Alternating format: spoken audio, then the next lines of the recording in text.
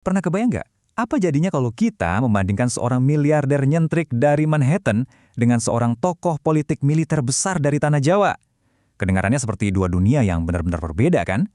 Tapi tunggu dulu. Hari ini kita bakal membedah sebuah ulasan yang sangat menarik dari Tribun News. Penulisnya mengangkat sebuah argumen yang cukup mengejutkan. Di balik latar belakang yang ibarat bumi dan langit ini, Donald Trump dan Prabowo Subianto sebenarnya adalah cermin politik satu sama lain. Kita akan kupas tuntas secara netral dan objektif bagaimana strategi politik mereka ternyata sangat identik dan bagaimana mereka memainkan bidak kekuasaan dengan taktik yang bisa dibilang serupa. Nah, ini dia pertanyaan utamanya. Apakah mungkin dua pemimpin besar ini sebenarnya diam-diam sedang menggunakan buku panduan politik yang sama persis? Artikel ini menyoroti satu premis penting. Terlepas dari mana mereka berasal, yang satu lahir dan besar di gedung pencakar langit elit, yang satu lagi kental dengan tradisi militer Indonesia, Trump dan Prabowo berfungsi sebagai cerminan satu sama lain. Taktik mereka dalam meraih dan mempertahankan massa pendukung itu, wow, sangat mirip. Dan ini penting banget buat kita pahami, karena taktik-taktik inilah yang secara langsung membentuk wajah politik negara-negara besar di dunia saat ini. Oke, kita langsung masuk ke bagian pertama. Retorika dan simbol kuasa, atau urusan deep state. Coba kita bedah gimana cara mereka membakar semangat para pendukungnya. Penulis artikel ini melihat dengan jeli bahwa kedua tokoh ini sangat lihai menggunakan pesan anti kemapanan yang agresif. Kita semua tahu kan, Trump itu ikonik banget dengan teriakan America First di podium-podium kampanyenya.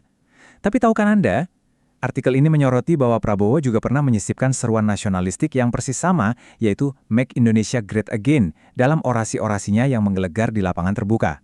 Nadanya sama, ambisinya sama. Keduanya dirancang kursus untuk menyentuh emosi terdalam dan membangkitkan kebanggaan masyarakat. Tapi, retorika yang hebat kan butuh musuh bersama, betul? Disinilah polanya makin terlihat jelas. Trump, misalnya, sudah entah berapa puluh kali berjanji untuk menghancurkan birokrasi Washington yang dia cap sebagai deep state atau kelompok elit korup. Terus, bagaimana dengan Prabowo? Kalau kita baca bukunya yang berjudul Paradoks Indonesia, beliau secara terang-terangan menunjuk oligarki sebagai penyakit bangsa. Prabowo bahkan pernah belak-belakan bilang di pidatonya kalau hal yang paling ia takuti di Indonesia itu ia birokrasinya sendiri. Lihat polanya? Mereka berdua sama-sama memposisikan diri sebagai pahlawan dari luar sistem yang datang untuk membersihkan kekacauan para elit. Lanjut ke bagian kedua, kekaguman mereka pada para pemimpin global yang berkarakter kuat. Mari kita intip sedikit bagaimana cara mereka melihat dunia internasional. Artikel ini mencatat satu hal yang sangat menarik. Mereka berdua punya kekaguman mendalam pada tokoh-tokoh global otoriter yang menomorsatukan stabilitas di atas segalanya. Coba kita lihat Trump. Sumber kita menyoroti pujian eksplisit Trump terhadap Presiden Rusia Vladimir Putin yang secara harfiah ia sebut sebagai sosok yang jenius. Dan untuk pemimpin Tiongkok, Xi Jinping, Trump menyebutnya brilliant. Ini menunjukkan betapa besarnya rasa hormat Trump pada gaya kepemimpinan yang terpusat, kuat, dan tentunya nggak mau diganggu oleh oposisi.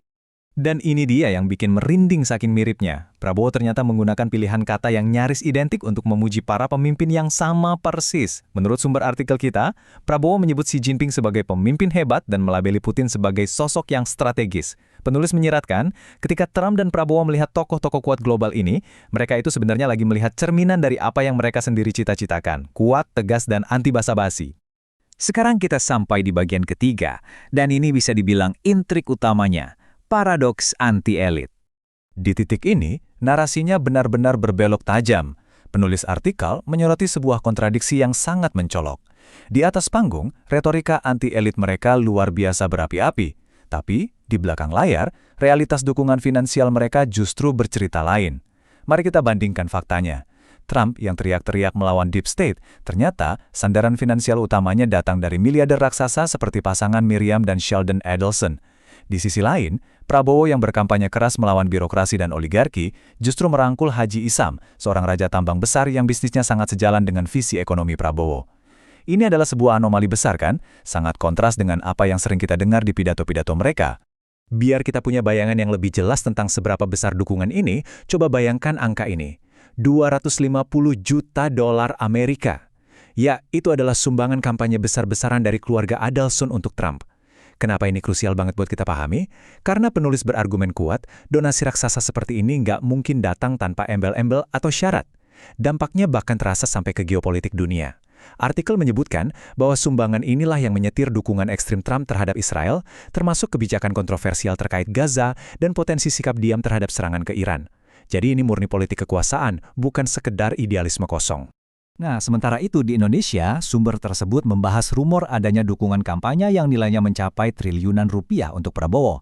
Memang sih, penulis juga mengakui secara fair kalau angka pastinya ini masih berupa rumor dan belum ada verifikasi resmi dari KPU. Tapi ada satu benang merah yang ditekankan di sini. Orang-orang dekat dari sang donatur raksasa ini dengan sangat mudah masuk dan mengamankan kursi-kursi strategis di kabinet Prabowo. Ironisnya, pola ini sekali lagi persis meniru dinamika timbal balik antara Trump dengan para penyokong miliardernya. Batas antara melayani publik dan membalas budi jadi terlihat makin kabur. Hal ini membawa kita ke bagian keempat, taktik lingkaran dalam. Bagaimana mereka menjalankan mesin kekuasaannya. Ketergantungan pada kelompok elit ini menciptakan sebuah gaya kerja yang sangat khas. Gini ya, kalau Anda nggak percaya sama birokrasi, Anda bakal ngandelin siapa? Jawabannya, tim kecil Anda sendiri. Alih-alih lewat jalur diplomasi yang kaku, mereka lebih suka main di lingkaran dalam. Artikel merinci gimana Trump dengan santainya menjadikan menantunya sendiri, Jared Kushner, sebagai utusan khusus urusan krusial seperti Gaza dan Ukraina. Trump juga mengutus teman bisnisnya, Steve Witkoff, untuk urusan negosiasi dengan Putin. Luar biasa kan? Dan penulis berargumen bahwa Prabowo pun sangat menyukai struktur kekuasaan tim kecil yang tertutup dan penuh loyalis ini, ketimbang harus pusing berurusan dengan birokrasi negara yang berbelit-belit. Jadi, kalau kita tarik benang merahnya, apa inti dari semua ulasan ini? Penulis sampai pada sebuah tesis akhir yang tajam. Pada akhirnya, tidak satupun dari kedua tokoh ini yang benar-benar digerakkan oleh idealisme murni semata. Mereka dikendalikan oleh apa yang disebut sebagai politik kekuasaan. Memegang, mempertahankan, dan memanipulasi kekuasaan layaknya bermain catur adalah tujuan utamanya.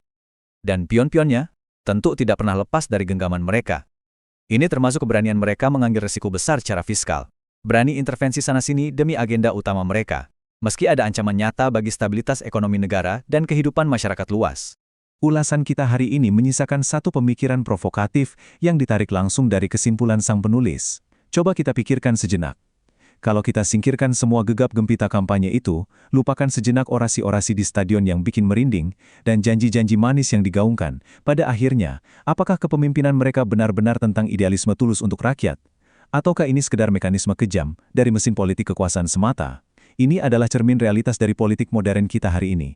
Sebuah realitas yang memaksa kita semua, sebagai warga negara, untuk berpikir jauh lebih kritis. Bagaimana kekuasaan itu sebenarnya dikelola, dan yang paling penting, untuk siapa? Terima kasih sudah menyimak ulasan mendalam kita kali ini. Saya tinggalkan pertanyaan besar ini untuk Anda renungkan. Sampai jumpa.